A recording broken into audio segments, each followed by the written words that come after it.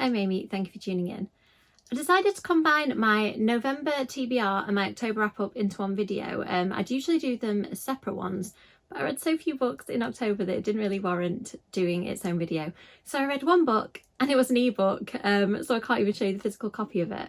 I think the reason for that is that I started reading lots of books on different formats for different reasons, and I think I got overwhelmed with reading, I think about 6 different books at the same time, and didn't manage to finish any of them. So I'll talk you through those books, and I'll also talk you through a few extra books that I'm hoping to read in November. I think as well what has happened earlier in the year is I've prioritised writing rather than reading, which obviously I need to do because it's my job, but I've missed reading. So what I'm going to try and do is write a little bit less in the evening, because I am writing most days during the week, so I think I can afford to spend a little bit of evening time relaxing and reading. So hopefully this month I'm going to get my kind of interest in reading back. I think it's still there, but I haven't been feeding it and fueling it. So hopefully putting some amazing books on my TBR and setting aside some time should fix me. So the book I actually read was Midnight Feast by Lucy Foley. I've read all of Lucy Foley's thrillers and really enjoyed them. I think the first few were quite similar in tone. A group goes to an isolated setting and something bad happens and people start being killed. This one felt a little bit different actually, because yeah, it was still an isolated setting. It's set in a kind of wellness retreat for really privileged people, and the Midnight Feast of the title is something that the book is building up to. And what you find out early on in the book is that the timeline is going to be split. So you get the present day timeline, knowing that something bad has happened, and then you get the historical, the kind of flip of how we got to this point. So I really enjoyed this one. It has, I think that the flip timeline things added a different dimension that I'm not used to from Lucy Foley's books. And also it had a bit of a folk horror feel to this one. There was kind of a local myth, which I won't spoil because a lot of the book centred around it. There was an interesting local myth that I really appreciated. And I thought that it treaded the line between thriller and horror in a way that I really enjoy. So I read one book, but it was a really good one. I recommend it if you like things with a touch of folk horror. It's not massively heavy horror, but also a really good thriller that pulls you through, and it has some good twists and turns in it. So the next book that I almost finished in the month was Say Her Name. This was the YA book club pick, and because I did the live show early November, I didn't end up finishing it until technically into November, so I read most of it in October. This is my first Juno Dawson YA horror for a while, but I've always really enjoyed them, and I've owned this one I think for 10 years since it came out and not actually read it. So I'm really glad that the book club picked this one because I really enjoyed it. I grew up being quite scared of the Bloody Mary story. It was something that went around my middle school. People were doing it and crying in, you know, in front of mirrors. It was a whole thing. So I was intrigued by the idea of the book, and I think that that really pulled me through the feeling that the book captures really well, that when you're young and when you get kind of pulled up into these stories, that you can really start to believe them. And of course, because it's a horror book, the things that they fear are going to happen really do happen. I think that the horror was genuinely pretty creepy. I didn't find it massively scary, but quite a few of the people reading it for the book club did, so I think that probably depends on you as a person. I thought that, as always, Juno writes really believable characters.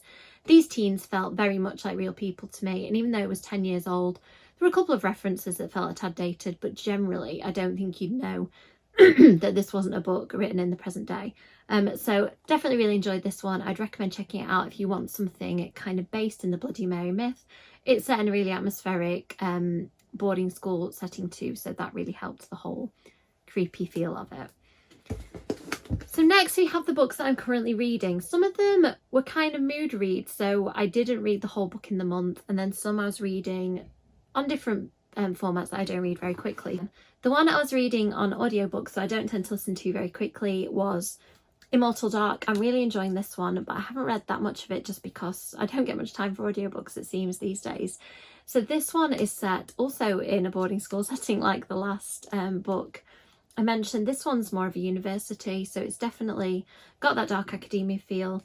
And in this world, there are influential families, and they are tied to a vampire. Each family's tied to a vampire called a Draenei, and this girl, who's the main character, has a mystery in her family that she's trying to uncover, and the mystery has led her to go to this university to face her past and her connection to one of these house families. That's as much as I can say really, because like I said, I've not read much of it and I don't want to spoil what I have read, but I think that this is going to be a really good one for vampire and dark academia fans. Next we have Champion of Fate by Kendara Blake. I'm a huge Kendara Blake fan, but because I don't read that much fantasy, although I can appreciate this because I love Kendara's writing, I'm just kind of tackling it a bit more slowly. In this one, a particular order of women are champions for heroes, so historical men and women through the time who've done amazing things have been backed up by members of this order, and it's about 3 girls who are hoping to become full members of the order rather than being sort of apprentices or trainees. I haven't read loads of it to tell you any more than that, but this fantasy world is really pulling me in, and I'm finding that for a not big fantasy reader I can follow what's happening, and I'm very intrigued by the mythology and the world building, so I'm definitely going to keep going with this one this month. Another book, I took this one on holiday, but I only had a few spare hours to read it while we were at Disney, so I didn't quite finish it, but I'm really enjoying it. This is So Thirsty, Rachel Harrison's take on vampires. I'm becoming a really big fan of her feminist horrors, and this one, similar to particularly Such Sharp Teeth. Such Sharp Teeth is about a woman who becomes a werewolf. This is about a woman who gets entangled with vampires, and I'm not going to say too much because I don't want to spoil it, because it does take a little while for the vampire stuff to get going. But it is kind of about how people that feel very real and normal deal with being thrust into this kind of supernatural world. So it's really good. I'll do a full review when I've actually finished it.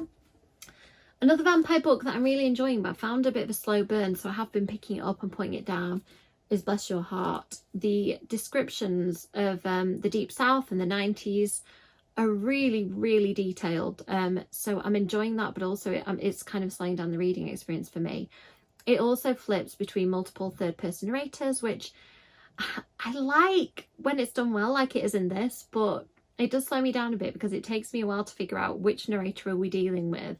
It's a multi-generational book set at a funeral home where a family of women have been keeping a secret that they dispatch of vampires when they kind of rise up and start causing problems in the local area, and they've been doing this for years and years. So it's a really intriguing premise, and I'm looking forward to seeing how it all wraps up, but I've just found it a little bit slow in places. Next, I'm just going to consult my reading journal because I've got so many complex reading plans. Right, so the other books I'm currently reading. I was reading one book on my phone on holiday, just if I had a spare minute, one book on my Kindle, so hence more books just being added to the currently reading list. The Dead Guy Next Door is by Lucy Score, and I've been recommended her romances, but I didn't realise that she wrote paranormal ones too, and I kind of accidentally stumbled upon this one on the Kindle Unlimited store when I had a Kindle Unlimited subscription. I now don't, so I had to sadly buy the book because I was halfway through it. But I'm really glad I did because I'm enjoying it so much. If you're a fan of Sookie Stackhouse, it has a similar vibe because the main character can read people's minds. She's looking to learn to control the ability, and she ends up being pulled into a murder case when the guy who lives next door is murdered, hence the title.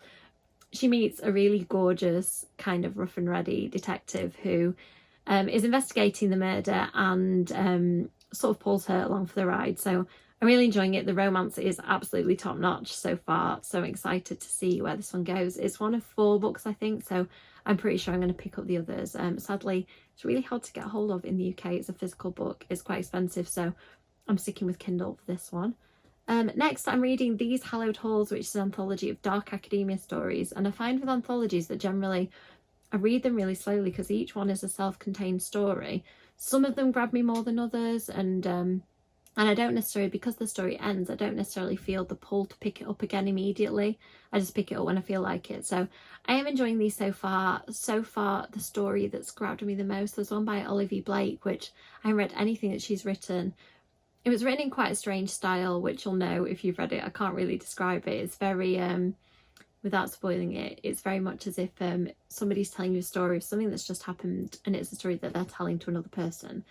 And although it's quite odd, it's the writing style I found a little bit jarring occasionally. I did find it really, really gripping. So I will carry on reading this one this month, just probably very slowly. And next we're at the physical book. So I love Alex Fowkes' middle grade books. This is kind of slightly younger middle grade, I think, or a longer chapter book. I'm not sure. It kind of falls in that gap.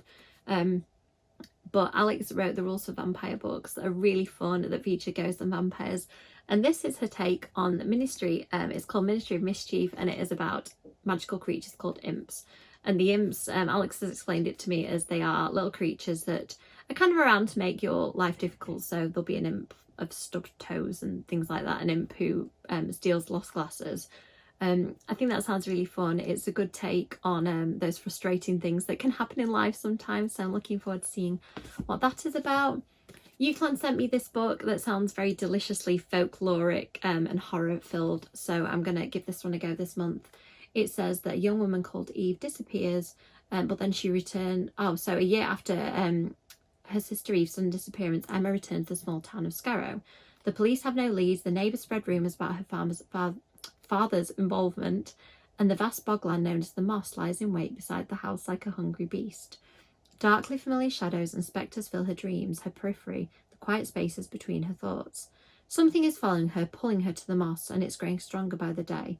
Could it be the same thing that called her sister? Even the same thing that called their mother when Emma was only a child? Haunted by the ghosts of the past, Emma knows she's the only one who can uncover the truth and save her sister. But can she avoid being lost herself? This is giving me real House of Hollow vibes, which I loved, so I'm excited to see where this one will go. Next up, I pre-ordered this and haven't had a chance to read it yet. I really enjoyed If We Were Villains by M.L. Rio. I found that quite a long, slow burn read, and this is really short, so I don't know how this one's going to go. I'm not going to read the blurb just because I don't want to know what it's about. I want to be surprised. Next we have this one I'm hoping to get to for this month. Penguin sent me this. It's Our Infinite Fates by Laura Stephen. I don't know loads about it apart from the fact that the tagline is they've loved each other in 1,000 lifetimes, they've killed each other in every one. It isn't usually the type of book I'd go for. I'm not a big fantasy reader, but I do really like Laura Stephen's writing, so hopefully I'm going to really enjoy this one. Also, I got my first Evernight book. Look at this. It is beautiful. I mean, everything about this is just absolutely gorgeous. I have read what have I read by Alexis Henderson? House of Hunger, which I really enjoyed. I don't know whether I've read anything else by her, but this one is kind of dark academia with horror feels to it. I'm not going to read the blurb just because, like with the other book, I think with the horror sometimes it's fun not knowing what it's about going into it. And then I'm conscious of how big the stack is when I read one book last month. I also really want to read Lucy Undying. It's a Dracula retelling, and anybody who follows me will know that I've written my own Dracula retelling that comes out next year, and I just love them. This is a more historical one than mine, focusing on Lucy Westenra. So I really want to get to this, but I just, looking at the stack of this pile and the book, I don't know. I'll do my best. The stack's falling, it's so big. So let me know in the comments if there's any of those books that you would prioritise, if there's any that you think I will really enjoy. Likes and subscribes as always are really appreciated, and I'll see you in the next video. Bye!